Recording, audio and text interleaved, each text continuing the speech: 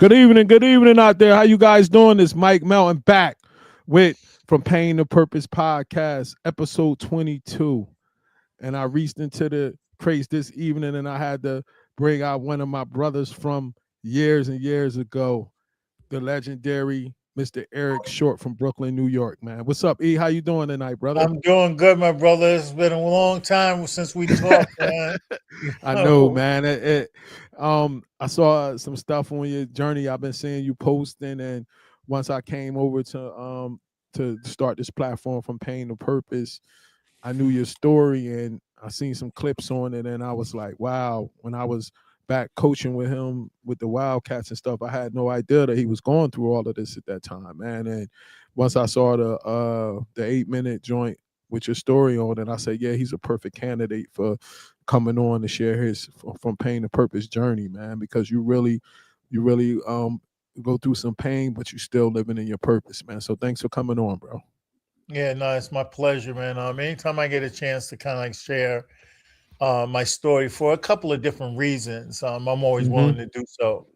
Okay, okay. And especially for young athletes or people who aren't aware of their health situations, you know. So And take us back. Okay, go ahead, brother. no, go ahead. No. I was No, just about done with that. yeah, so take us back to growing up in Brooklyn, New York, man, and what was it like? What was your life like? What was going on there? Yeah, well, I grew up in Brooklyn in the Flatbush Crown Heights area of Brooklyn, and being around a lot of guys that played ball, and all sports for all that matters, but mostly basketball was like a big thing in that area and across the city of New York. And as I was growing up, I'm seeing like the older guys playing, my brother and guys who are older like Ed Searcy and World Be Free and guys of that Mm, age. But while that transition of getting older became more prominent, me getting involved with sports, I also found out that I had a disease, and I found out like mm, I was like 8 years old. Oddly enough, I remember exactly where I was sitting in the house I was living in Rutland Road, when my mm-hmm, mother, my grandmother, and the doctor, Dr. Payne, told me that I had a condition called Marfan syndrome, and they didn't call it that mm, at the time. But that right away put my parents, at least my mom, in protective mode. No mm, sports, no nothing. But meanwhile, I'm getting good. I'm growing, and it was like a big, tuffle between the family of me wanting to play sports and my mother wanting to protect me, so that nothing would happen. Can Real you quick, can you break down what Marfan syndrome is for those yeah, out there don't know? Because I didn't know about it until I saw your story. yeah.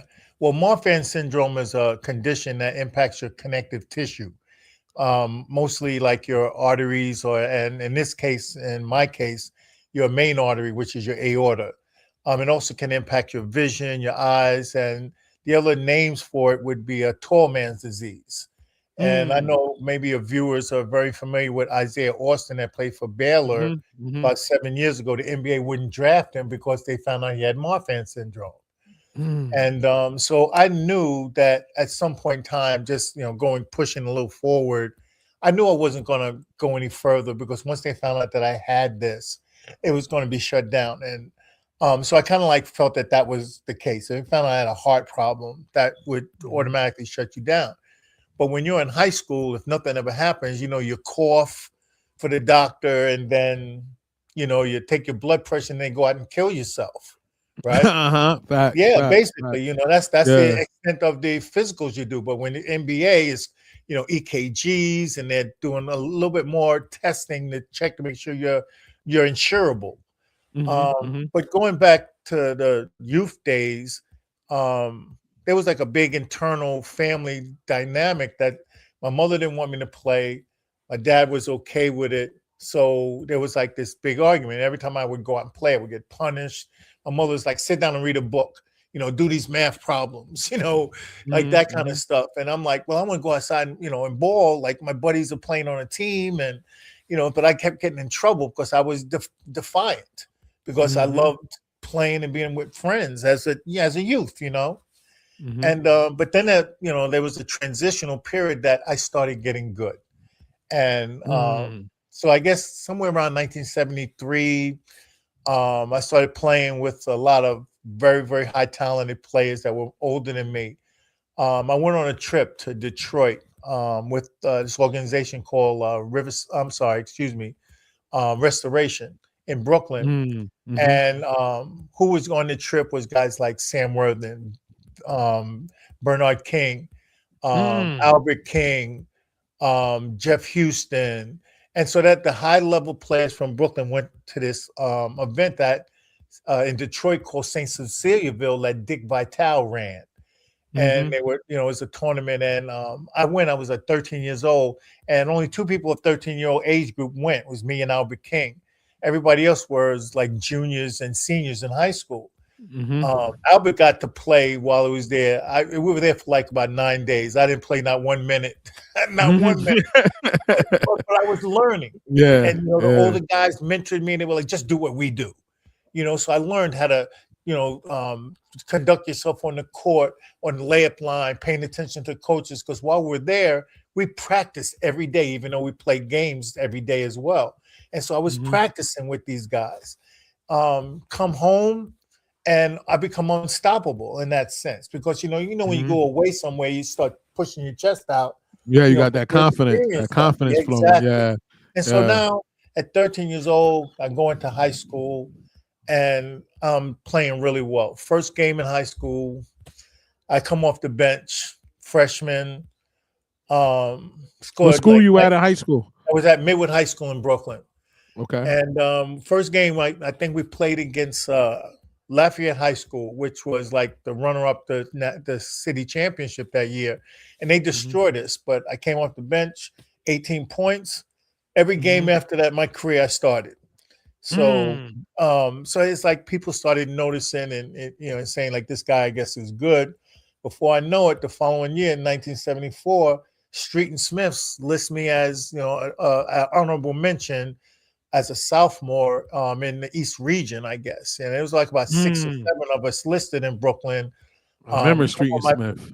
Yeah, and it's like me, Albert King, Wayne McCoy, Ray James, Earl Fuller. We were guys that were looked upon as the next coming of players, and I maintained that status with them during the course of that. But once again, the family dynamic got in the way, being Mhm, punished, and my mom being very upset with me going to play, and I mean the punishments were tough.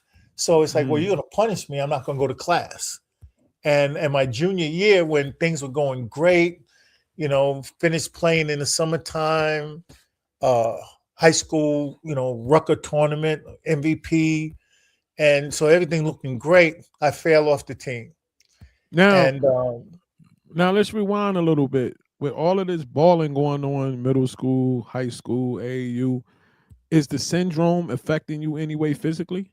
well, yeah, because what it is that for all intents and purposes, I guess it starts out as a heart murmur. So, Mhm, there's an impact. You feel it in your chest. That it races and it stops, and it slows down and it stops, and you feel mm, it. And but just that effect of knowing that disease is there, it's kind of mm, like if I played, and I used to play football, it's kind of like hitting people, and like I don't I like that feeling. It's like, oh, you always back off of it, and don't want to give it all because you don't know what's going to mm. happen. And Yeah. plus the explanation, Dr. Wise and my mom trying to put that fear in you, like, don't do that, it'll kill you, Mhm, so you're mhm, afraid. You walk out of the mm, house like, walking on eggshells to some degree, but you hide it. You're young. You get on the court or you're doing something, you totally forget about it as a kid, right? mhm, But there are moments where it's kind of like, oh, holy smokes, and that still happens to this day for all that matters for me. mm.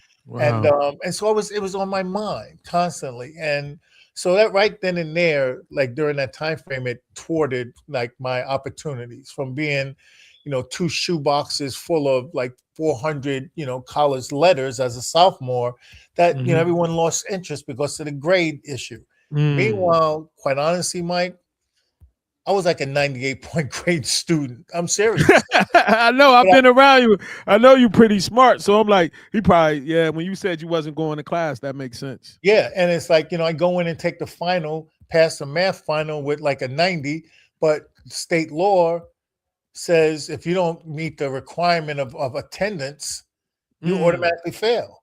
If you don't meet the mm, standard of being in class a certain amount of time during the year, then you automatically fail.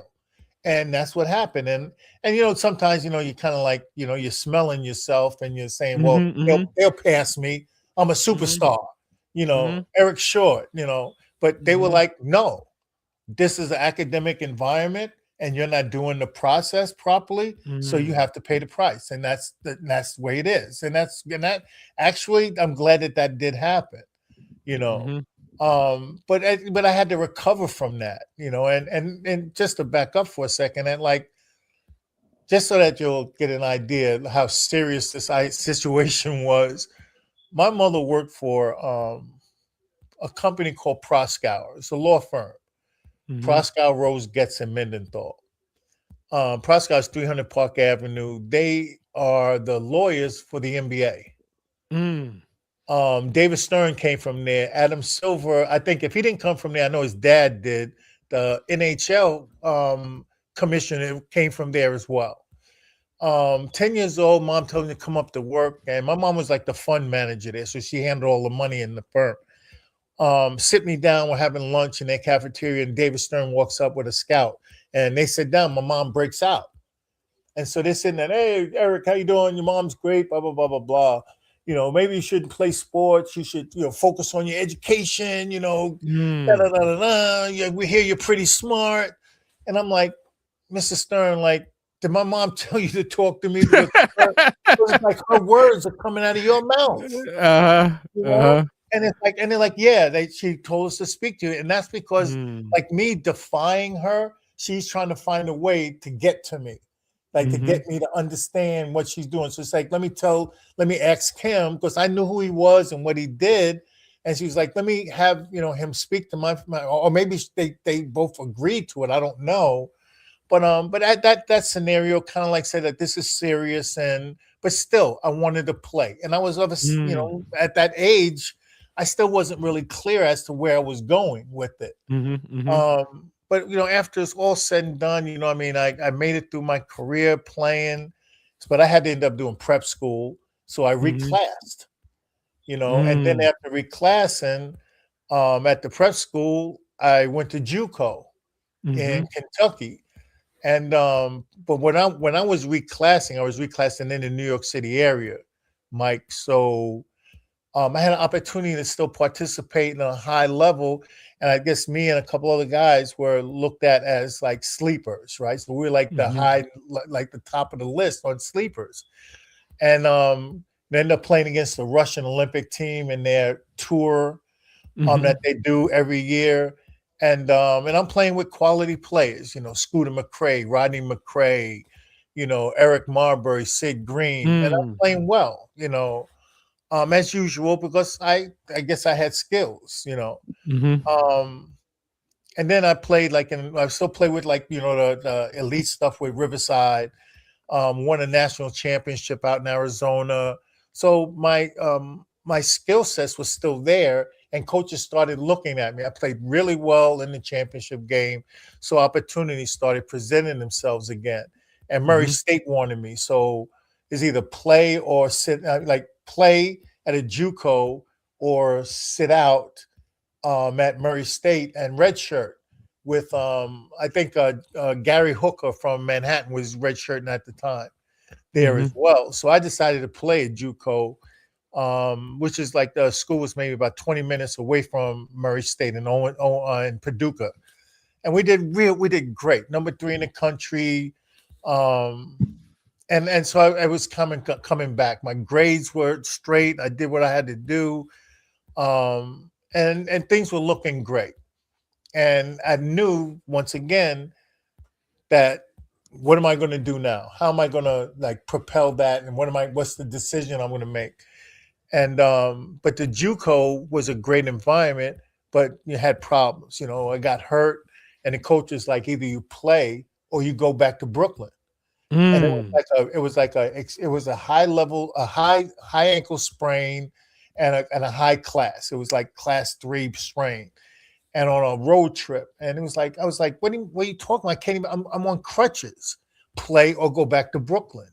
Mm. So, and plus, the Ku Klux Klan's messing around with you out there, And I'm like, you know what? I'm not coming back to this place. So, Mm. finals were over. I was out, and oddly enough, guys that I used to ball with in the summertime back in Brooklyn, they were like, guys are playing ball like 3 o'clock at LIU, whole bunch of guys, like 30, 40 guys.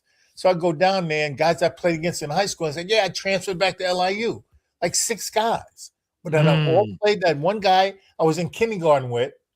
He passed away, Riley Clarita, my high school teammate, Gerard Burns, Rudy Johnson, Earl Fuller. These are all guys that I played with and against in high school. Mhm. And so in that transition of saying, like, well, all these guys did, and the coach comes downstairs and he's like, Eric Short, and we start talking. So I was like, I'm thinking about going back to JUCO or Murray State. So she transfer here, and so I'm like, cool. And so they checked my grades, and like I could play right away. I didn't have to wait Mm. because my Mm. SATs were off the charts. Mhm. And so, but there were no scholarships left. So I had to. My parents paid, my the tuition for the first year. But I started like first 7 games. I'm serious. And Uh, and we were like in a fluxed team. Like there were a lot mhm. of like issues between how this team, with all of the talent that we had, how we were performing. And it was the lack of, quite honestly, is the lack of coaching. There was a lot of talent on the Mm. team, but we didn't have coaching. We had, we were 7 foot, 6'11", 6'9". We had Andrew Bynum's father was the starting center. Wow. Ernest Bynum. Wow. Ernest Bynum was the Mhm. center, man. And it's really funny. And so, like, we just so underachieved. The following year, probably one of the best leaders I've ever played with in my life, Rudy Johnson, may he rest in peace. We were roommates the following year, and we were still underperforming. And he was like, Eric, man, this is crazy. It's like you were like high school All American, Earl Fuller, high school All American. It's like Riley Clarita, like, it's like all city. Like, what's wrong here? And it's like we started pushing ourselves to be Mm. successful because the coaches weren't doing that. They were coaching, but they weren't motivating you to be better than what you are, Mike. So it's like Wow. you're Yeah. playing, and it's like if you're playing at a level 2, they were complacent with you being at a level 2, but they didn't know how to elevate you to a 3, 4, 5 in Mhm. skill level development or in knowledge or anything. So we had to do it ourselves. And it's no disrespect to these guys. 20, 30 years later, it's the truth is the truth. Facts. Facts. Um, but the Rudy Johnson, like I said, my roommate, and we were co-captains. He got us to rethink what we were doing, and so I'm playing the 3 now. So I'm a glue guy and connecting the big guys and the guards. And Rudy's leading the charge. We had Rob Cole from Orange, New Jersey, was our point guard. Wow. Yeah, For yeah, Rob faces. Cole. Wow. Yeah, Yeah. RJ's father, you Yeah. know, and we were just running and gunning like crazy. It's like everybody on the team's Wow. averaging more than 10 Cool. points a game, and Uh-huh. we turned it around. Um, Facing, if I remember correctly, no, I think Jim Barbano had left Iona, but we were facing Iona to see who goes to the NCAA tournament, and we knocked them out. And Mm. they were winning and consistently going, like representing our conference, which was the Northeast Conference back in those days, Mhm. the Mhm. NEC. And so we came out of it and had the experience of playing in the tournament, first time for the school ever in its history. Wow. Um, and it was like it was a great event. Oddly enough, I live there now. I live in Charlotte. That's where they sent Mhm. us, you know. Wow. And Wow. we got our ass kicked by VCU, Yeah. but I played great, man. I had like 26, and it kind of like I represented the school. I mean, and there were Mm, games where I played well like that. Um, Oddly enough, I see historical information about my career or the school's career, and there mhm, were games where like big games I played well. Games that weren't big games, I didn't, and it was like that roller coaster skill set. 28 points, 13 points, 22 points, 9 points. Like it was like mm, I was like a ping pong ball. mhm, mhm. But the disease was on my mind, and it was even more evident because it was more expected because it's tougher regimen in college. Yeah, the Um, working out and the training and the yeah, yeah, and all that kind of stuff. Wow. and Wow. So and when you so was in college, did they like when they gave you the physicals, did they say anything about it or they just let no, it it go? was the exact same type of physical as high school. Cough, yeah, cough, blood pressure, get out of here. Next, Wow. yeah, and it's Wow. like, and when you think about it, it's kind of like you're walking out of the room. I'm like, but first when you walk in the room, you're kind of like, oh man, they're gonna find something, you know. Yeah, yeah. And it's kind of like, and to me, I kind of feel like a person that's on drugs, and I take a urine test, and I was like, well, they're gonna see something in there.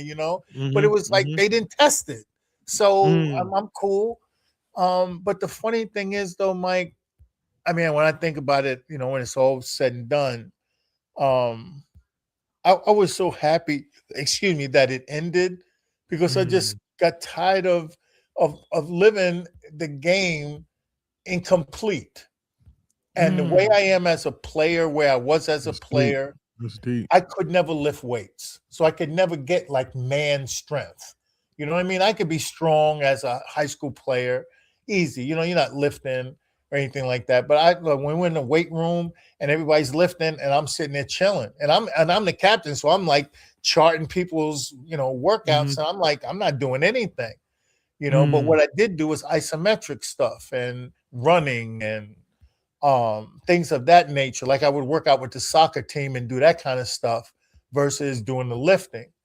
And because the lifting, when you have heart issues, lifting puts pressure on your Put heart. pressure on the heart. Yeah. Yeah, and I was Yeah. told specifically no lifting weights as a kid. Specifically, you should never Mm, ever lift weights because that mm, pressure might, you know, um, create a problem. And so and that might been a stretch of explanation from them.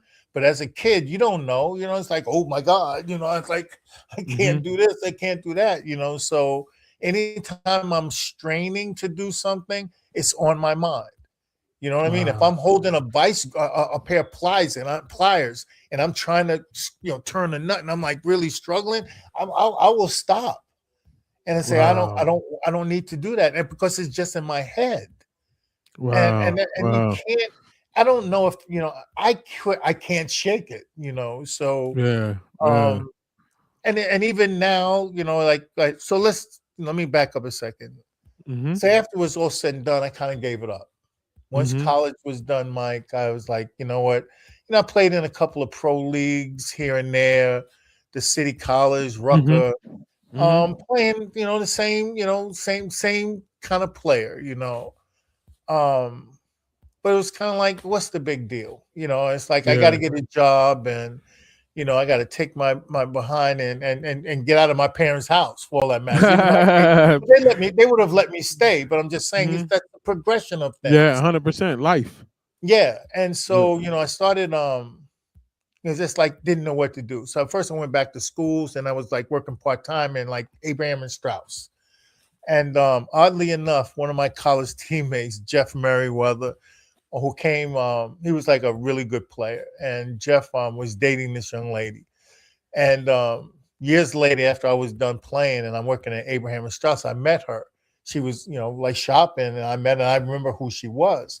And then before you know it, she started coming back all the time, visiting and shopping and Mhm. visiting and shopping. I should have known that she was a shopper, right?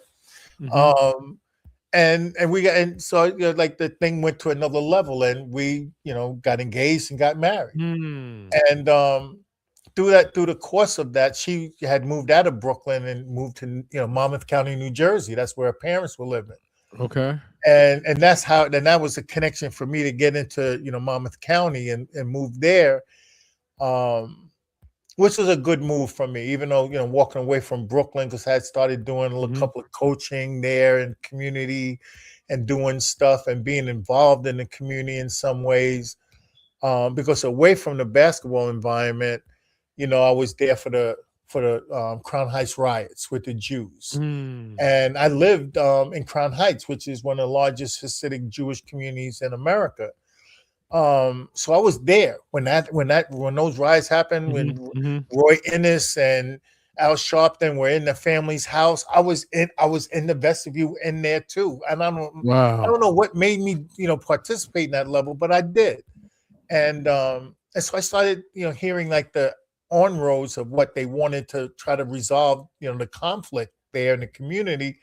I think it was like some young Hasidic men who were rappers. And so, Mm. and they made a movie about this, about the rap, Hasidic Jews rapping. I can't remember the name of the movie, but I was in those meetings. And so I started Mm. getting involved in the community in that manner. But then before you know it, my daughter, Amanda, was born, and we jet to New Jersey and leave Brooklyn Mm-hmm. behind in that sense. And it's to grow the family and, do whatever it is. And I made that transition, and that's when I ran into, or at least met, um, Tim Morgan. My guy, man. My guy, man. The New Jersey Yeah, Wildcats, man. yes. Where may he rest in peace, Yeah, man. yeah. Rest in peace, man. The Yeah, brother and really put that me on, man. yeah, and that experience, like prior to meeting Tim, actually though, I got started with the rec basketball community in the Mm-hmm. community, and it was horrible. And so I go to it was horrible. So I go to, in a football town, I go to the board meeting, and I'm like, what is there going on for girls here? Like, I don't understand. Uh-huh. Like Girl Scouts, like that. Why there's no girls sports? Nobody's pushing that. And everyone's pushing football, even putting football in the gymnasium they're practicing, but the basketball guys can't practice because you got the football team in there. And they got, I don't know, uproar. Who is this man coming talking this nonsense? So I said, okay. I started coaching rec, and my son and my brother-in-law. Mm. Um, Before I know it, we're beating teams by 50 points in the rec league. Mm. It was ridiculous. So it's like, what are you doing? It's like, I'm teaching them how to play, because I'm bringing guys into the parks, and I'm Mm-hmm. showing them stuff and teaching them as a group to be a good, at all positions, whatever position they play. And then Amanda starts playing, my daughter. And so that was a horrible experience, because I wanted her to get the experience in. And at that time, girls basketball in Monmouth County blew up in New Jersey in Mm. total. Mm-hmm. Mm-hmm. Those years was like, Mati Ajavon. That was the same year she Mm-hmm. graduated. Mm-hmm. So it's kind of like, what's there for her? How is she going to get the best out of this? You're playing rec ball, and it's horrible. The competition is terrible. So I started a girls team. Um, Paid for them all, the whole team, to go and play in the Poconos basketball camp. The girls came back with the bug, Mike. They Mm. wanted the ball. They wanted to be ballers. They Mm. saw, girls just like them. And Amanda was the ringleader, because she was playing anyway. And it became, like this big thing. So it's like, how do we grow this? And in meeting Tim, and then hooking up with Rich Brunson, Carl Town My Senior, and boy. you, Yeah. Yeah. Yep. Yep. we Yep. Yep. we're messing around now with the New Jersey Wildcats. Facts. Um, Facts. and Facts. that was an incredible experience, because It we're talking was, about man. 5 gentlemen that had a vast array of knowledge, just helping all these guys, Yeah, all that of was them. dope, man. That was dope. I Yeah, remember him. I remember him taking us like doing the Nike circuit when it wasn't what they do now. When you had to go to all the different places, like it wasn't no Boo Williams arena. We right. had to go to all of the different high schools when we go to Boo Williams tournament. Yeah, When I was coaching in Boo Williams tournament, then we flying to Houston for the Kingwood Classic. and we You won know what I that. mean? And we won. Yeah. Then we then we down in going to all the Charlie Weber tournaments. Remember Yeah, Charlie Weber joints down in yeah. Maryland, And DC, it's like, and Georgetown, and yeah, yeah, and the players, the respect that comes out of them from what is yeah. being done, and but also, you're looking at, the program growing and becoming more. Yeah. But Tim Morgan did something that kind of changed the whole trajectory for me. One day he calls me and it's like, "Hey, I'm heading up to somewhere up by you, up in Trenton on Mm-hmm. Route 1." And it's like we stopped out of Fridays and it's like we're sitting down, and this big, white guy, old scruffy looking, comes in the place and he's like ordering like wings and eating like I don't know what. And it's Mike Flynn.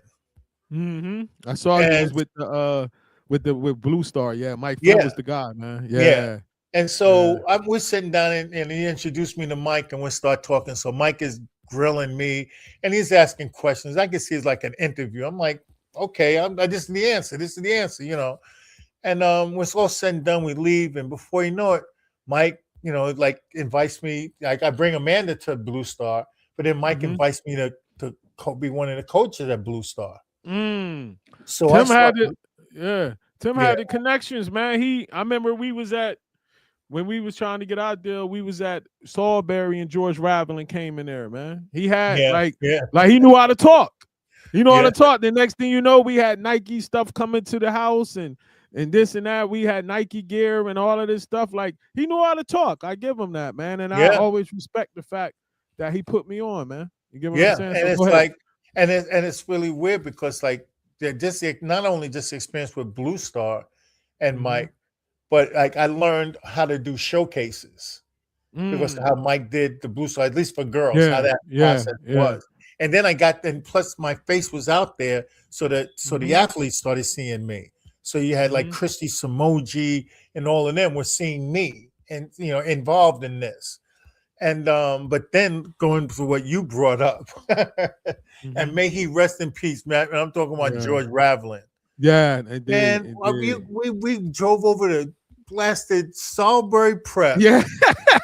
and with Andrew Yep, Bynum, yep, yep, and it's yep, like we're yep. working players out, and George and like two other Nike executives are like they're there in the gym with us, so it's like it's do or die 100%, for 100%, us, 100%, 100%. do I or remember die, that. I and remember so it's that. kind of Yeah. like it's weird because Tim used to always be like, Eric, like get those guys squared away, like he's delegating what he wants people to do. So Yeah, it's kind of yeah, like yeah. you're having company, so you're straightening up. Uh-huh.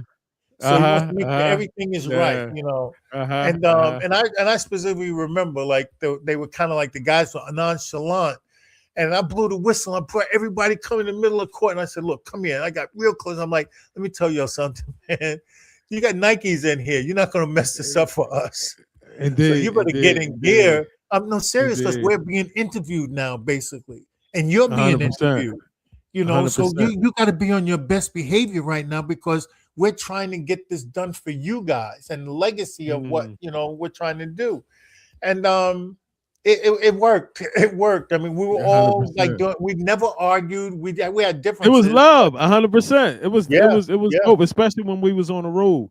It was mad fun on the road, man. And Tim yeah, got me my first job. I couldn't take the job because it was too far from where I worked, but he had got me a coaching job at East Brunswick Votech.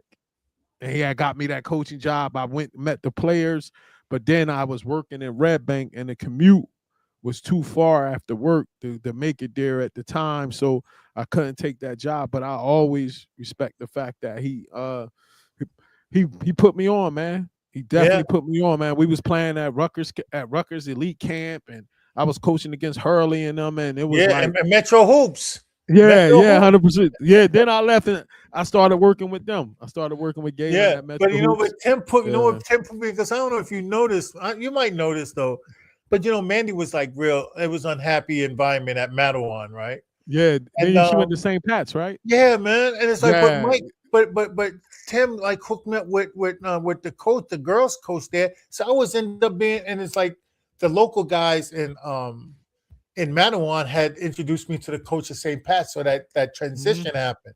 But once I started being the assistant coach there, they started squealing, saying, "Oh, that assistant coach is their AAU coach," and it was like you're breaking in, Yeah. like you like Yeah. throwing us under the bus. You know And how it it's go. yeah, but it's weird because we lived in Monmouth County. I worked in Mhm. Newark. St. Mhm. Patrick's is in Elizabeth. So I'm Mhm. working at Prudential, and so I would leave at 3, and I left at 3 anyway, but I would leave at 3 to go to practice or games, and it was okay. But what happened is like when the season was over, Amanda was coming to Newark to the job and sitting in the office like doing her homework while I'm working. And Mm. they were like, "Oh, she can't be doing that anymore." We're not Mm. going to get Yeah. into all of that, but Yeah. Yeah. so I had to put her back into Madawan for a senior year because I Wow. could. They were like, "You can't leave early anymore. We're Mhm. transitioning. There's a lot of business going on."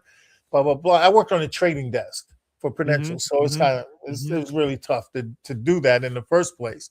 But that transition and that when that happened and putting them back, um, that was an experience. But just being part of St. Pat's and with Coach Boyle and like because Yeah, that's when it and was that was real. yeah, and that was Mike Nardi's senior year. Mhm. Mhm. And so and we got to be pretty cool, with Ray Miller and the coaching staff there. But what happened is like that made me moving away that stagnated where I could have possibly been going Mhm. career Mhm. wise and Mhm. coaching. And that was fine because you have to do what's right by my family, and that's always going to trump everything in the first place. My livelihood for raising my daughter and our daughter, and so that was more important. So it's like kind of like you just leave it alone, and that's when we finally decided because she got a scholarship to play the D2 school down in North Carolina. We Mhm. sold the house and came down here because the banking industry is here as well. Best movie probably ever made, especially Yeah. cost of living. Well, not only that though, Mike, because that's when all hell broke loose. After I got here, that's when my aorta tore open on St. Mm. Patrick's Day 2005. Take us there. And it was we had just came home from somewhere. We were away, got Jersey Mike's sitting right Mhm. where I'm sitting right now. Went up to the bedroom. Before I know it, I'm telling my wife, call 911 because something happened in my Mm. chest. I don't know what that was. I felt like it would lift me up off the ground. I'm dead serious. Mm. Um, Staircase in our house turned, so they couldn't bring the gurney up there. So I actually walk downstairs while my aorta is like pumping and blood is coming out of it and going places where it's not supposed to go. Because when your aorta dissects and every time your heart beats, it's kind of like you breaking the water hose, and you start seeing it spill. It'll Yeah. still come out the hose properly, but they're still leaking. And 10 minutes later, you're dead. I got to the hospital like around 10 minutes. They brought me there, had the surgery, and they repaired it with pig skin, which is normally what Mm. they do. And it happened it's weird because it happened on St. Patrick's Day, Wow. March 17th, man. And the weird thing is Amanda was playing, Mhm. and it was at the end of the season, so it's like tournament time. And they were like, she left school, and it's like my dad's in the hospital, like it's crazy. And the coach was like, "Hey, when you coming back?" And she's like, my daughter caught Mandy cursed the coach out. She's like, what are you? She's like, "What are you freaking stupid?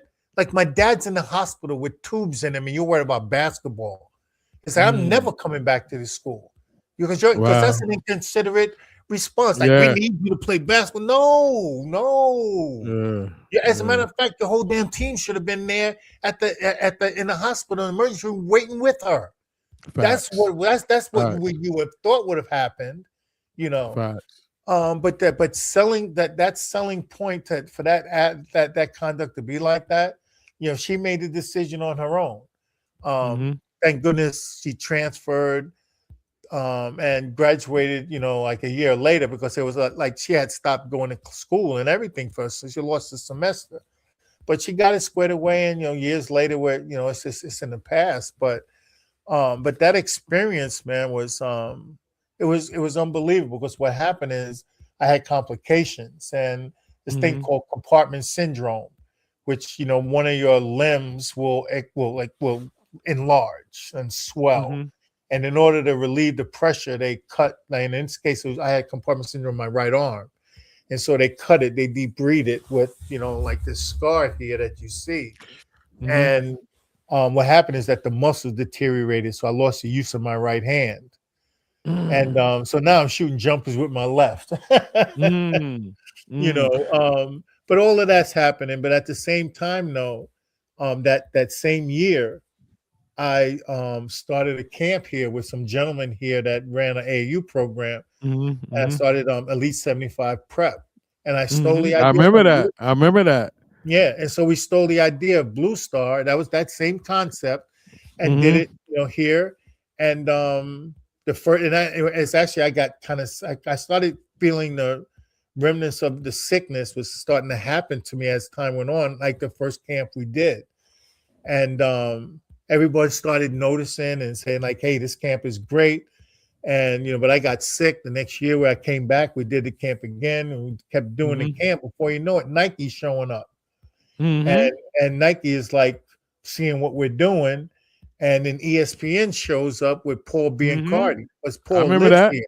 Yeah, Yeah, Paul you lives. had it popping. You had it Yeah, popping down there. I remember. and I so reached out to you a couple times during that yeah, time. and it was ridiculous because people come with players were coming from like Utah and Hmm. Colorado.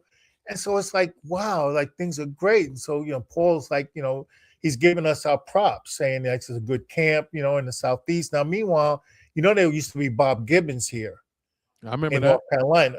And we knocked out Bob Gibbons. And then there was Mm, Dave Tellup. that was my guy. Dave was a Yeah, cool guy. and I gotta Yeah, I Dave gotta was a talk cool to guy. him as a matter of fact. Dave But was a cool Dave, guy, man. yeah, Dave was like now he's down with San Antonio now. Yeah, I remember when He's the head I scout. remember Dave Talib used to be a scout for I used to see him on the circuit when I was with Metro Hoops at the high Yeah, school circuit. Yeah, yeah, at the prime time and mhm, all those events, slam dunk to the beach. Dave was super cool, man. yeah. Now that's And a it's good like guy right there. Good yeah, guy right and when he got the job as the head scout for the San Antonio Spurs, they announced it like about a month before our camp was going to be on. there. So we Hmm. invited him to the camp, and our camp was the last camp that he did He was before from he got down there, right? He lived down that way, yeah, right? yeah, huh? Yeah, yep, yep. You're And right. Yep, before I he remember. before I he remember. before he shipped out to San Antonio, our camp was the last camp he did. We gave him a Dave cake was and we shut the camp wow. down and gave him a cake and I spoke and told That's about his dope, history and man. everything. Yeah, he was a good man, and 100%, and so 100% like good guy, man. yeah, and so our footprint started becoming noticeable, and Mhm. so years had passed and we're doing great. 2016 rolls up. Mhm. Take me there, brother, because I definitely heard about it, man. Yeah, 2016 rolls up, man. And I'm in New York. I'm there for something, my wife, and we're hanging out, daughter's their husband. And every time I'm walking, I'm like, damn, I'm tired. I gotta sit down. And it's like every 20 steps, man. Like this is Mm. crazy, man. I didn't know what I couldn't breathe, man. It was kind of like it was unbelievable. And it's weird because we started walking around Manhattan. We went to like where there's West 4th Street basketball tournament, the pro league, and I went there to see guys I know, and I'm like, I'm struggling like big time. I drove 609 miles. I drove all the way back to North Carolina. Turns out I had a heart attack and my aorta Mm. tore. And I rushed me into the hospital and damn, 26 and a half hour surgery. That's crazy. I died twice on the table. They brought me back. I was in a coma for 10 days. Um, what else? Oh, and I had massive complications, and I mean massive, Mm. as you can see. Yeah. They amputated half of both my fingers, the tip of my thumb. They took my whole right hand, Mm. and they took half of both of my feet. And the reason being is the surgery is very long and it's a bloody surgery as well because they took my aorta out of my body and they Mhm. put a mechanical one in of the root of the aorta. And from that surgery, they give you medication to push your blood towards your torso because it's a bloody surgery. So they need a lot of blood. And that length of time, 26 hours, your chest is open and like I guess the risk of that medication is that they push blood away from your extremities. So the risk is that your extremities could die and not come back. Mm. So after the 26 hours, the being in a coma for 11 days, 10 days, I wake up and my hand and my feet are bandaged. And I don't know why. Uh, Mm. And so they're like, well, you know, we had some complications. Okay, yeah, okay. I don't know. I don't know why. What's going on? Like my hands, and they're massively bandaged. It's not like a little Mhm. bandage, like a band-aid. We're talking like a big wrap over my Mhm. hands and my feet. Mhm. And, oh man, they take the they take the wrapping off of my hand, and my hand is as black as your phone Mm. and dried up like almost mummified. And you could see it was like gangrene was heading that Wow. direction. It was like Wow. it was like a caravan of gangrene was on its way. I'm just in my mind, that's what I'm thinking, you know, because I see the condition of my hands. They take the bandages off my feet and it's the same thing. And it's crazy. So I think it was like around must have been a month before they waited to see if if they would come back. And it didn't. So they had to make a decision to either to amputate them, because if gangrene sets in and it gets into my bloodstream, then it'll kill me, right? So, and especially being that it was in 4 locations, the hands and feet. So the decision was they had to amputate it to in What's order. I mean, you know, what's going through your mind during that month before they told you though? I was in ICU, Mm. and believe it or not, my senses and my faith and my belief system and my morals and even my athletic experience calmed me Mm. to dealing with the facts that are sitting in front of me. What else am I supposed to do when somebody's telling me either do this or die? I Wow. mean, it's an easy decision. Now, there's a Wow. caveat to all of this so that to make sense for everybody to understand. Um, this disease killed my father. This Wow. disease killed some of my uncles. This disease killed my brother. Mm. And so, and my brother died after my incidents happened. But for me, I just had a solemn mentality regarding what had to be done. Do what the doctors say, no matter what, at all Mm. costs, because I trusted them. Mhm. These doctors saved my life. And Mm. so whatever they told me to do, Mike, I distinctly made the decision right away that I woke up. And the reason why I woke up, because this man saved my life. Believe it or not, Mm. a Arabic doctor, I'll say his name, Dr. Menet Takla, one of the best thoracic surgeons on planet Earth, in my opinion. I don't care what anybody says. This man saved my life. Each time I had a surgery, he did the surgery and he saved my life. So for Wow, bro. me, if he tells me, Eric, I need for you to jump in front of this bus, I'm gonna do it because I know Dr. Tackler's not he's thinking of my best interest, you know? Mhm. And I did what I was told. And so, knowing I had the disease, and I'm at a junction where I had to make a decision and say, what am I going to do? How am I going to conduct myself? Like I'm getting this starch information. Like what am I'm going crazy internally, and not once did I ever ask the Lord to say, why are you doing this to me? I never questioned Mm. that. It's like better. And I said this, and it's odd. I said it to the girl in the supermarket this afternoon. I looked at my hand. She's like, "Oh my God, I'm so sorry." And I said, "No, what are you sorry for? Better this happened to me than you, because you couldn't handle this. You couldn't handle this. Whoa. What That's I deep. went through, you couldn't That's deep. handle this." And That's Mike, deep. I'm not selling anybody short. What I experienced, man, I'm gonna start crying, man, about this. I'm not joking, man. It's unbelievable. Just to let you also know, you know, the heart beats like about 100,000 times a day. a Mhm. hundred thousand times a day.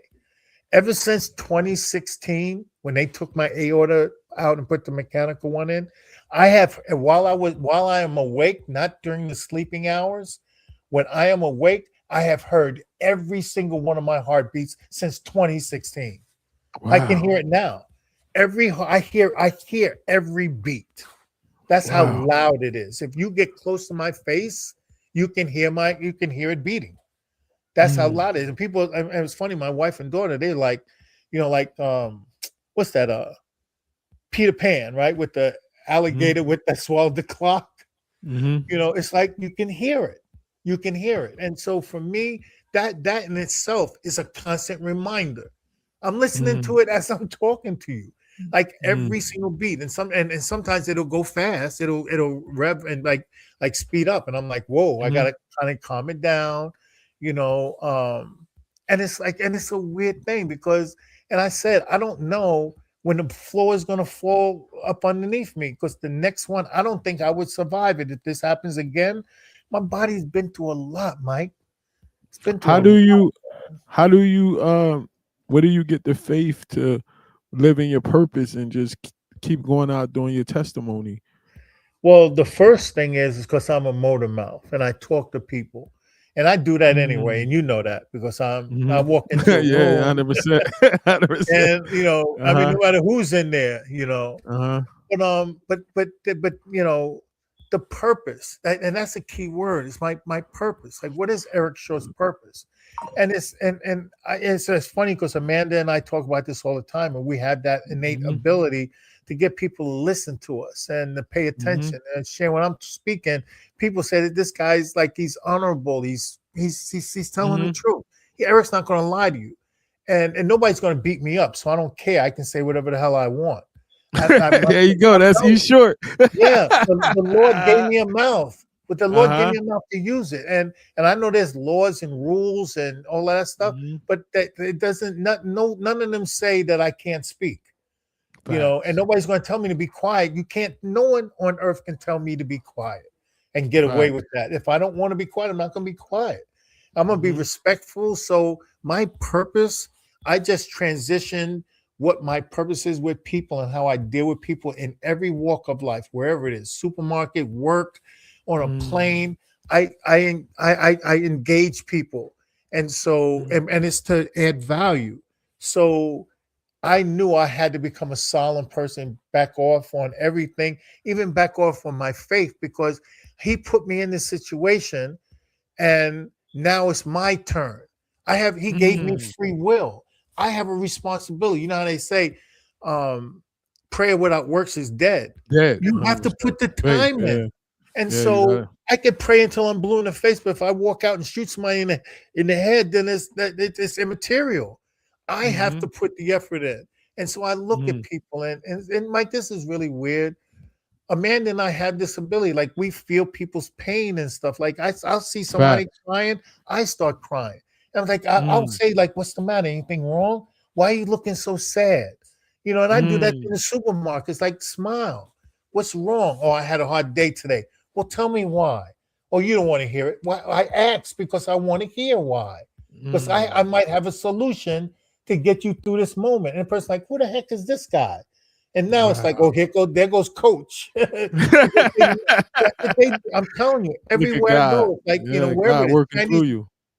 Chinese restaurant, Yeah, it's like, hey, there goes coach. What you got, coach? You want your usual yeah, coach? And yeah. it's like somebody rings my doorbell and they want to sell me something. Hey, you sir, I think maybe you might need some new windows. You came to my door, you're gonna hear what I have to say. So sit down, I love and it. it's I like love forget it. your sales pitch. Listen to what I have Mhm. to say. I want you to walk away as a better person. Forget about the Wow. product you're selling. And Wow. so I always use my voice to get through and you enact like it's having a self conversation. It's like, what am I going to do now? I'm alive.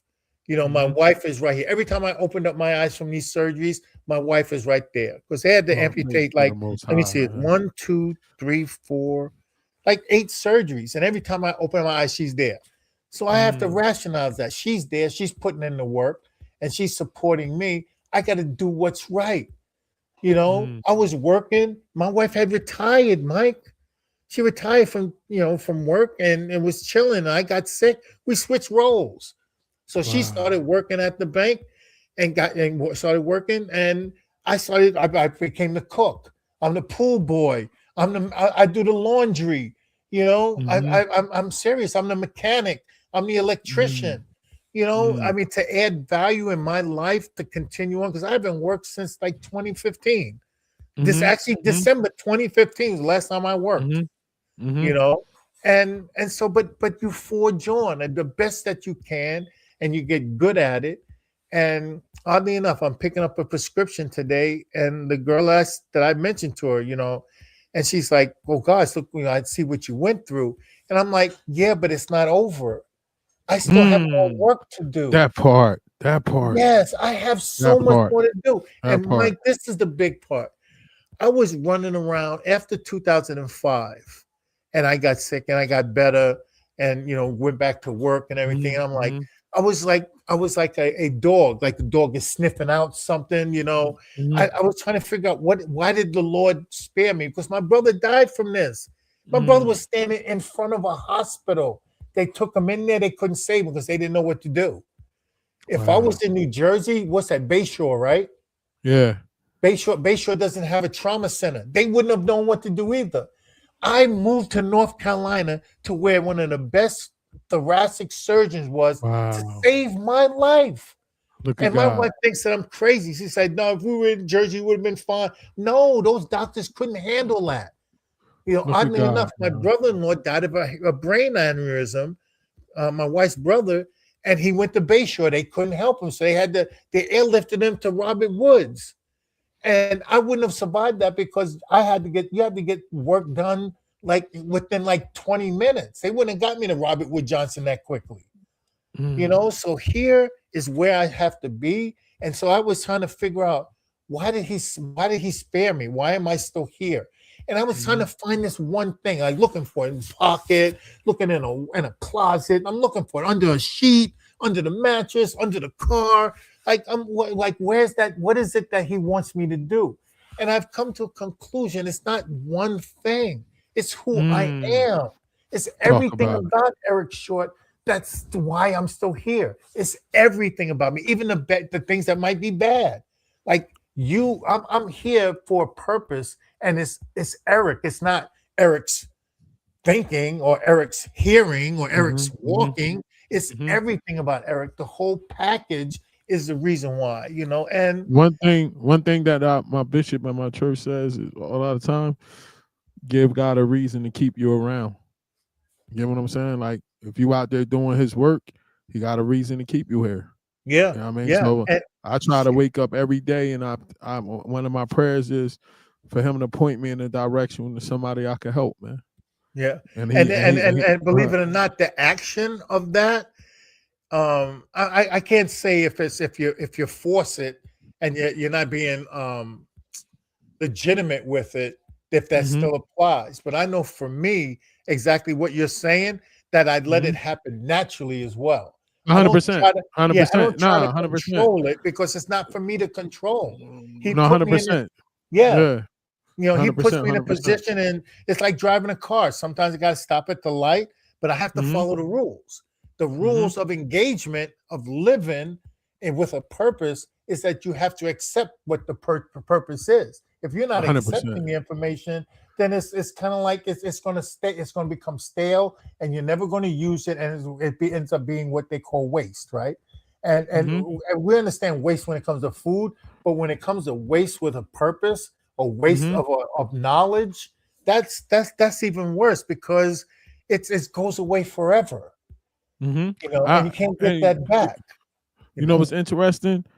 I had this same conversation with Book Richardson when I had saw a newspaper article in one of the New York papers, and it was talking about how depressed he was and everything he was going through. You know, he just came out with a documentary, Mhm. and I called him, and we was talking, and then I was telling him like, you got to get digging, you got to get the relationship with God to understand that it might be somebody that in New York that He needed you to go get.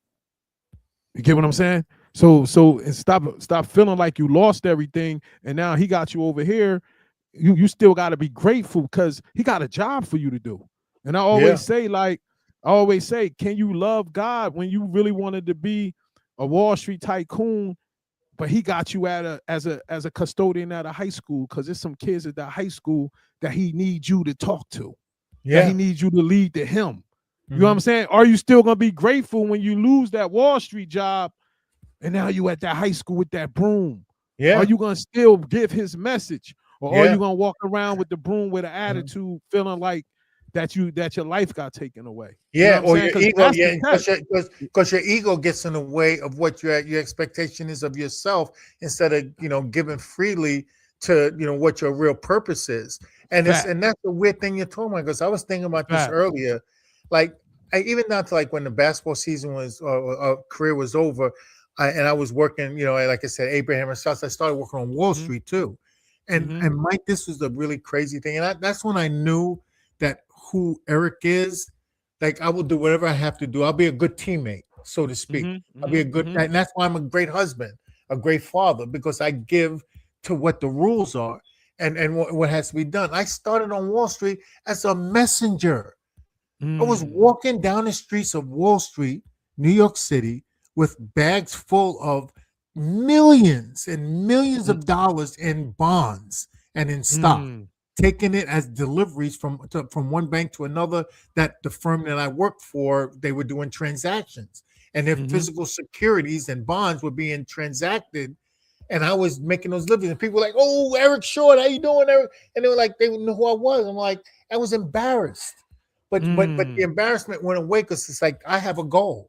And oddly enough, the company that I worked for, which was Bear Stearns, is the name of the Mm-hmm. firm, they started people out doing that so that they once you did that for like about 3 months, then they moved you into the offices. But Mm-hmm. Mm-hmm. initially, my ego was bothering me, and let's say like, cause I'm a messenger. I'm on billboards in train stations and playing college basketball at Darling, Long Mm-hmm. Island University, Cinderellas of 1981, and now I'm a messenger. And it's odd because as time went on, I started seeing that in other athletes who they struggled with things, Mm. that I saw in Newark, believe it or not. Was it Luther Mm-hmm. Wright, Mm-hmm. right? That Mm-hmm. played for Seton Hall. And I'm seeing him walking the streets like a zombie. And I'm Mm-hmm. like, but I fought, I wasn't in that mode, but I'm just saying, as being an athlete and being somebody that people revere, you're signing autographs and doing things of that nature, and then to be humbled and it's like I'm back in the real world. I'm working in McDonald's, you know. My ego never questioned, because it's like I'm doing what I have to, what has to be done. I have to pay the price. I have to put in the work. I ran a Kentucky Fried Chicken restaurant before, after we got married. I lost my job on Wall Mm-hmm. Street. I started running the biggest Kentucky Fried Chicken restaurant in New York, for a Mm. period of time, Mm. and oddly enough, a basketball guy hired me, a guy that played at Wow. Syracuse. He was like an area manager, and he saw my name. He's like, "Yeah, I'll get you a job." Blah blah blah. But it sustained me to strive back into the banking industry. And you have to see those things. But if you're in 100%. the way, yeah, if you're in the way of your own progress or your own, purpose, then you're sabotaging yourself, your own career, you know. Now And let's talk all about what you got going on now. I saw you do the podcast. How did that come in effect, and what made you want to get into that, and like where you trying to take it? Yeah, well, that's a funny story. It's a funny story. I participated in well, actually, I was in the hospital Mm-hmm. 2016, Mm-hmm. and a gentleman that played music on Facebook um, came to me and said, "Hey, Eric, you should write a book and tell your story." And I'm Mm-hmm. like, I didn't want to do that, because if I do, I got to tell the good, the bad, and the ugly, right? Mm-hmm. And I was kind of nervous about doing that, throwing people under the bus and just telling the truth, right? Because I got to tell the Mm-hmm. truth. I'm not going to lie. Mm-hmm. And so I said, "Nah, I'm not going to do it." I consulted with some people, and they were like, maybe it's not time. But he's mentioned to me, he said, "Well, just write stuff down, and when you're ready to do it, you'll have a bunch of information that you can make a Mm-hmm. decision. Mm-hmm. Don't make a rash decision now." So I get out of the hospital, years pass by, and after the 2019 episode, he comes back to me. It's like, "Hey, Eric, I'm getting ready to do a documentary about Mm. basketball in Brooklyn during the era of 1975 to 1985." And so I was like, he's looking for support from people. And this guy used to play music on Facebook while I was in the hospital. I used to listen to music, and people be on there talking, blah blah blah. So I thought about it, and I was like, I came back to him like a day later, and I was like, not only will I support what you're doing, I said, but I can help because I know where all the bodies are buried. I played in that Mm. era, and plus I can't let you lie. Like you're doing an Mm. era, you're working on an era that I played in, and I know all those guys, and I can't let you lie. So you got to tell the truth. And that's because I do, I have these articles that I pull up from a database, I right? see. I be seeing you joint. Yeah, I be Yeah. saying it. I be saying it. And so that was helpful in doing the research of the information about the documentary. And so got involved in it, started doing that during the pandemic. And we started doing a podcast with that as well. Long Mm. story short, the documentary was supposed to be 4 parts. I think the first part was supposed to be about the coaches that were in the community. Second part was about the high schools and the players. Third part was about the players who didn't play in high school, but the tournaments, all the, soul in the Yeah. holes and all of that. Yeah.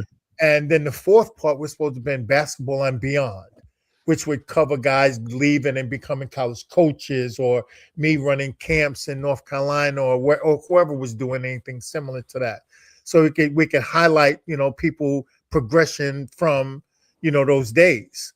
Mm-hmm. Turns out that the gentleman was not savory, and he decided Mm. not to compensate me for the work. Oh And he man. used a lot of things that were not true with regard to how somebody who works on a film gets paid.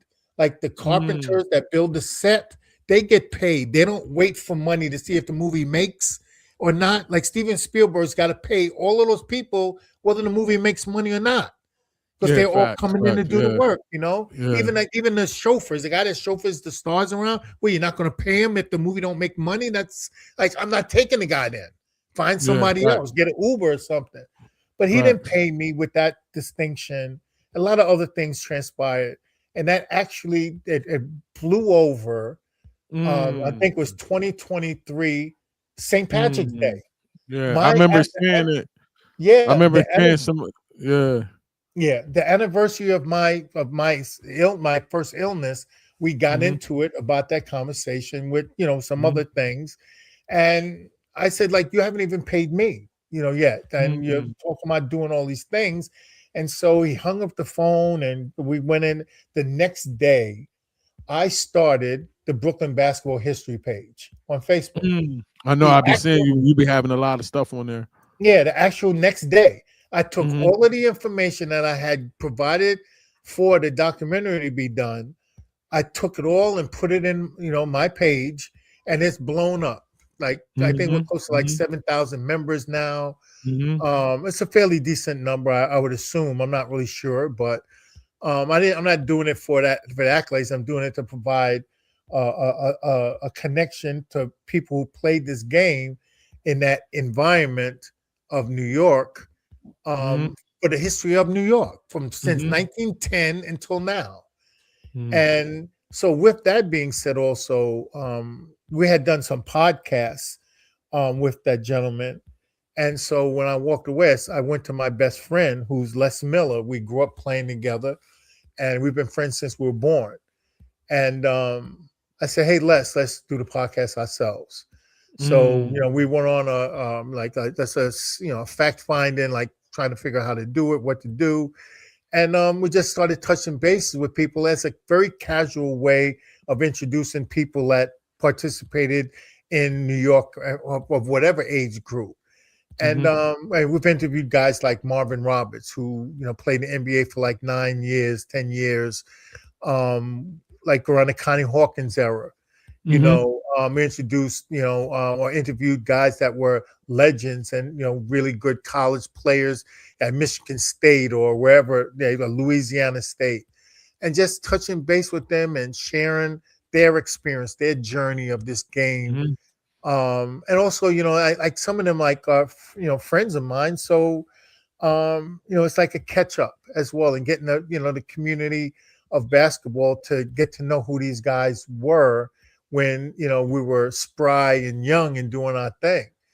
And it's just kind of slowed because we don't put any pressure to forcibly do the shows. Yeah, It's very yeah. casual in nature is how we do it. But but the big thing is not so much that and the podcast, because that's just a connection for the Facebook page. But the whole idea is to share the memories for people, That's because that's dope. what we really have to hold on to when we're at this Facts, age, facts, facts, and facts. and the value of that is, a guy coming back to me and saying, hey, Eric, thanks, man. I appreciate it, because now my grandson really believed I could play, you know. Wow.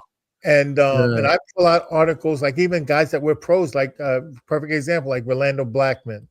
Mm, I found an article, a Japanese guy interviewed him, like from the Pan Am Games, and he came back to me. He's like, Eric, man, where'd you find that? He's like, I remember that interview, and he's like, I guess he couldn't understand the guy well, so it brought mm. back his memory to that experience, and That's um, dope, man. That's dope. yeah, and What? and I found that to be important, Mike, Mhm, because when I was sick, I right away gravitated towards my memory of mm, what my experiences was. I wrote a poem when I got sick.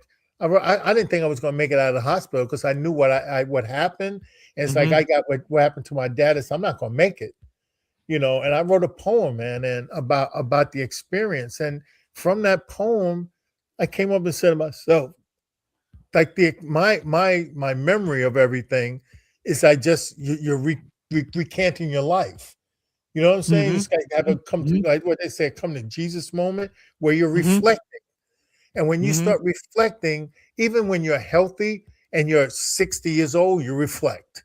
mhm, And mhm, if somebody comes back to you, Mike, and says, hey, Mike, look at these articles of you when you were playing. Look at these pictures of you. And then, your wife sees it. And then before you know it, your neighbors see it, or your grandkids. And people are like, they're real happy. I'm bringing joy to people's lives just in that that's dope, little man. environment. Facts, And the facts. value, Mike, is not in my posts, because I track the information. Mhm, I'm like assumingly a Wall Street analyst, so I pay attention to numbers, and I look at the statistics, and it's not about the post, it's about the content of people's yeah, comments. comments, facts, You facts. get you get 150 comments about, I don't know, just using Chris Mullen, for example. Oh, I lived across the street from him. He was a great guy.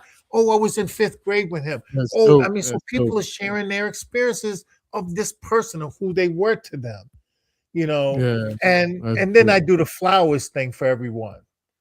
And I don't know if you saw that, but it's kind of like I took a court, put yellow in the middle of the court, half court, the circle, Mhm. and I put a person's name in there, and that's giving them their flowers. So, Wow. and I kind of like slowed down on it, but I was giving out like everybody I could think of, any name that came up, guys that were playing in 1940, I was giving them Mm, flowers. I would put their name in there, but people would come back. It's like, you know what, my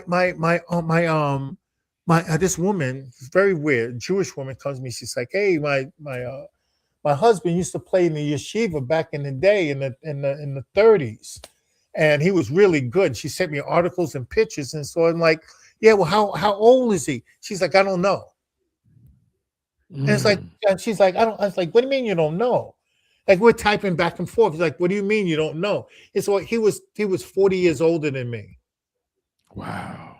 Yeah, and I'm like, but he had passed like 30 years ago, but she ran into the page and she said, hey, this is the best place to put the information about her husband. Now I could have Wow. sat back and been an idiot and said, "Well, it's a Jewish person. I'm not putting that in Yeah, there." yeah. But it's history. It's not. It's Facts, not for me to decide. So I facts. posted. I posted the pictures and put out there. Now we talk periodically all the time. She's like, That's "Hi, Eric. dope, Thanks for man. posting my pictures. Hey, do you think you could find some more articles for me? Blah blah blah blah blah. And that's the value of it. Like providing that information to people, and you're doing something good or okay when people come back to you from somewhere else and they said, "Hey, I Facts, heard what you're doing," you know, facts, facts, facts. and that even happened at the camp, Mike. I'm like running the camp, and this was 2015, the year before I got sick, and was doing the camp, and these two guys show up, and they're from Texas, right? And they're like talking with my partners, and they're like, John Lucas sent us here. And I'm like, John Mm. Lucas, like, he said, yeah, Yeah, we heard what y'all are doing. I'm like, well, yeah. John Lucas are here from He Texas. wanted that. Yeah, he wanted to see. Yeah, he wanted Yeah, to see the competition. He wanted to see the yeah. competition. And they were Yeah, seeing they what we're came to my doing. stuff. I'm Yeah, they serious. came to my stuff. Yeah. Brian Merritt and Yeah. somebody else. Yeah, they came to my stuff. I know why they sent them. He That's wanted to see what funny. you had going Yeah. on. It's funny to me He wanted because to it's see like, what you had going on. yeah, and it's like, but that's when you find out that what you do in any space, if it's done in a Facts, public facts, manner, it can travel facts. far and wide. 100%, 100%. Yeah, I went through that with doing basketball spotlight and how it blew up. It just went like something that it was just a thought, and then it just turned into wildfire and just went crazy. yeah. So in so, in closing, what do you have going on coming up? What can we like? Where you what space are you in, and what are you trying to do? Like, what's the next chapter? I mean, the first chapter is for me to try to stay healthy, and that's really Mm, important for me to maintain that, and that's very important. I mean, because I mhm, know that at any moment something could happen, and I know mhm, how to respond to it, but I don't know if my body can respond to it. But to answer your question, trying to grow this page, because I also created the Queens basketball history page mhm, as well. And I'm kind of taking that one a little slower because I've learned some things that maybe I shouldn't have done with Brooklyn page. So we're taking our time with it. mhm, But it's a special, situation because now it's growing to the point where other boroughs could possibly benefit with this because now like pages like this are popping up all over the country. Detroit has a dope. page, Chicago, That's Philly. dope, bro. Yeah, everybody's doing So where do historical you get stuff. the information from? Basically, it's newspapers.com. I mean, it's not a secret anymore Yeah, because yeah, yeah. Somebody told me people are about that. grabbing that, but it costs money to maintain that database, you know. Yeah. And it's like grabbing that stuff and sharing the information and it's the one thing that I know that people in other states don't do. They're not using that. And that's what Mm, differentiates us and some other groups here in New York, up in New York that use that stuff that aren't in that, they're not in that same, space right now. But going forward to try to grow the process and sharing information I'm and gonna to be all, sharing it like crazy now. Like, yeah, yeah, but I now also want to you. try to do some special things to get parents and people to understand what their kids are getting involved in this sport and how the game has Mhm, changed so much, you know. mhm, And that's what my big concern is now is how players are interacting in this space of basketball. Are they doing it properly? Is it mhm, and plus the nature of the beast of how the game has changed, mhm. the payment of trainers and Yeah. we didn't pay for that stuff then, Mm, having like the entertainment side of the of our society is infiltrated into basketball now, hundred you percent, know. Yeah, hundred. and then the nerds are involved because now the stats become more important than normal strategy of running plays. You run down the court, you stand still because you're a 3-point shooter. Mm. It's a softer game because you can't touch anybody anymore until the players come and then they let you kill each other before they blow the whistle. Um, but then you also have the complaint side of Yeah, athletes complaining like there's something wrong, you know. yeah, And yeah. so I'm monitoring that just from my space just to see what impact can I have on the community of athletes to get them to change how they're doing things to maybe be better, not necessarily better pros, but better athletes in their space, whether they become pros or not. They're stewards of the game, the next Mm, group of people, and then there's the next group and the next group, and um, that you figure under normal circumstances is the game in good hands, facts, and facts. everyone always defaults to saying, yeah, the game's in good hands, But now Mhm. you have like ex players that are complaining. The guy, I Yeah, can't watch it anymore. yeah. You I know? said that. I said that like 6 years ago. Yeah, we were Um, in that because we're in that space, so we knew before a lot of other people knew, Mike. yeah. What last question. I always let people do this at the end. Give a shout out to all the people that were with you and held you down from your journey from pain to your purpose, man. um, I mean, there's three people that come to mind like right away, and that would be my wife, Cassandra, Amanda, and my Mhm. best friend Les Miller, because they Mhm. held me up, Mhm. truly, um, and made life a lot easier for me in that sense, and just the family overall. But the basketball community came out like woodwork. It was just Mhm. unbelievable, Mike. And Mhm. I want everybody, everybody in Brooklyn knows, or New York in general, they all know the love that I have for them and what Mhm. it means to me. I'm Mhm. still here, and anytime that I had times where things were down and I'm like, struggling, I there was always somewhere to lean on, and I mean Mhm. everywhere. For me, the circle of people that came out and were available, it was just incredible. It made the transition and the rehab and adjusting so much easier, and even the healthcare workers. That's Mhm. another thing. I mean, people don't value them and look at them, and give them a hard time or whatever. But without the nurses and ICU and in the regular wards, that were there for me, even the lady mopping the floor, the people bringing that horrible lunches and breakfast, I mean, but they were there and their ears were Uh-huh. open and they listened and they showed concern, and they saw me trying to work hard, and the therapists, that were there, that I talk to all the time. I go back to the hospitals. I go Mhm. back to this hospital every March on St. Patrick's Day, August 24th, and October 15th. I go back to those places and I make my rounds and I thank them. We cry, we Yeah, laugh for together. sure. They see my progress, but it's like to show an appreciation for the things that they did. People were wiping my ass, Mike. Mm. You kidding me? Bathing me, Mm. changing, I they couldn't find my veins. So the whole doggone hospital was just sending out specialty teams to find my veins. Mm. I mean, everybody that was Mhm. there, the hand and foot doctors, the people at the reception areas, the cafeteria people in the hospital, at Northeast Hospital here in Charlotte area. They were there to help anyone who's in their care to walk out of that hospital. And then Mm. even in the rehab facility, that one of the things they do, they interview you to say, "What's your goal?" Like before you come into this rehab, say, "What's your goal?" And it's like I'm sounding like Dorothy from the Wizard of Oz. I was like, "I want to go home." I said, "My Uh-huh. goal is to go home," and they sent me home. Just how That's was just dope, how man. just how Dorothy said it. I kept saying I want to go home, and they got me to the point where I could go home. And Mm. it's like you take it for granted, man. But I could not have done this by myself at all, because there was some dark times. I'm telling I you, know. I've been there. oh I've been man, there. Yeah. it's not just the dark times for me.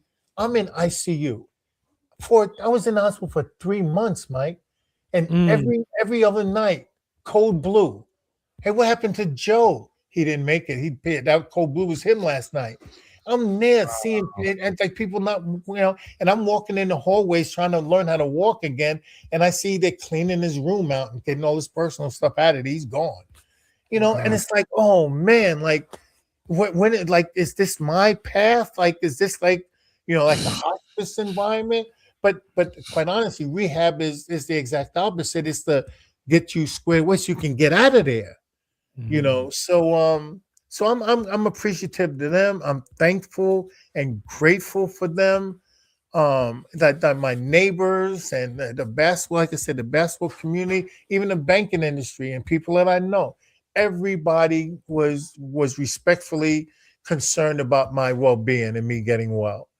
And that I would be eternally grateful to so many people. I would be a fool not to respect that from them. you know. All right, brother. So man, thanks for coming on, bro. This was a joy, man. It's a long time coming. I'm gonna have some clips from this that I'll be posting all the time. You probably gonna get tired of me posting them because I got an app that I send it to that give me the clips from this. So it's gonna be a lot of clips going up from this, man. I want to thank you for coming on and thanks for being a part of my life, man. Those Wildcat days and all that stuff, man. I'm proud of what you're doing down there.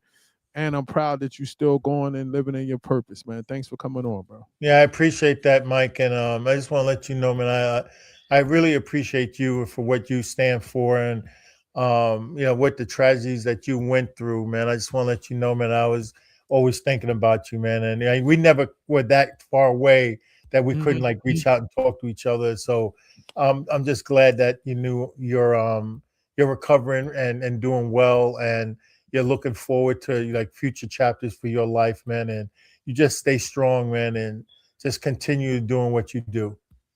All right, brother, man. Take care, man. I All right, you appreciate too, it, man. man. And we'll All talk right. soon. All Okay. right, no doubt. No doubt. Yeah, that was my brother Eric Short, man, and great story, great everything, man. Good brother right there, man. It's not that many good dudes in the basketball world when you break it down by the amount of people that's in it and who is actually good, but he's one of them. So this Mike, stay tuned next week. We got another guest on From Pain to Purpose podcast. Enjoy the rest of your night. Shalom.